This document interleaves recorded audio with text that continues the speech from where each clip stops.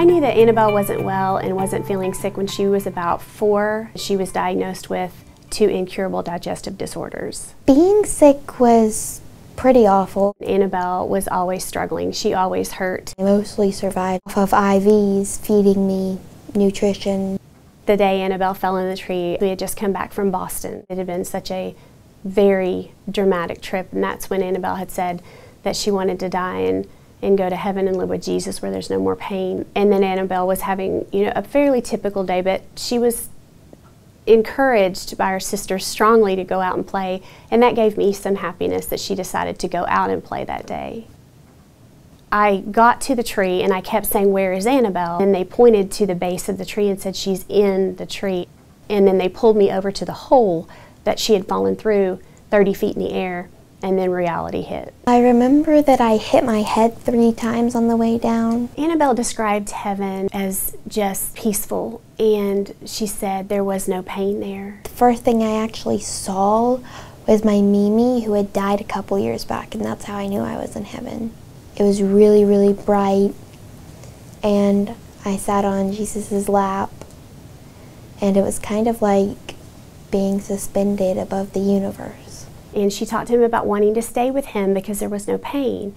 And that's when he told her that she would go back. As much as he loves her more than I love her, which I can't comprehend, he gave her back. I asked him if I could stay, and he said, "No, Annabel, I have plans for you on earth that you could not fulfill in heaven." When Annabel first told me that she had gone to heaven, she wasn't forcing me to believe it. These were the facts. This is what happened. It was lighter than it was before, and so but it was at night, so that didn't make sense, and that's whenever I realized the guardian angel was with me, and he told me, "I'm going to send a guardian angel with you to light the tree." The angel was mostly like a little fairy and then just light all around her. The rescue workers needed to do in order to get Annabel out was, they were brilliant, and they rigged a system of pulleys. I was inside the tree, it was muddy, and I was like trying to crawl my way out. The firefighters kept saying that she was not hysterical, she was never crying, she never asked for her mommy, and all that they asked her to do, she was such a huge role in her own rescue. The doctors, I remember them saying that they have never had anybody fall 30 feet head first and not suffer paralysis or broken bones. Annabel's being sick and being healed, and it has strengthened our family. I had always been faithful to him, and I had always hoped he would heal me.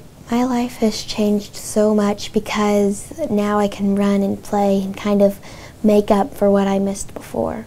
The whole purpose for writing Miracles from Heaven and sharing our story was because it is such a message of hope and encouragement. Just the experience that God is real, and it helps us to establish, again, that hope and that encouragement that we need. I hope people learn that He is always faithful to you, and no matter how bad things get, He's always with you, whether it's an illness or a loved or grieving or whatever you're going through in your life. Just stay true to God and you can get through it.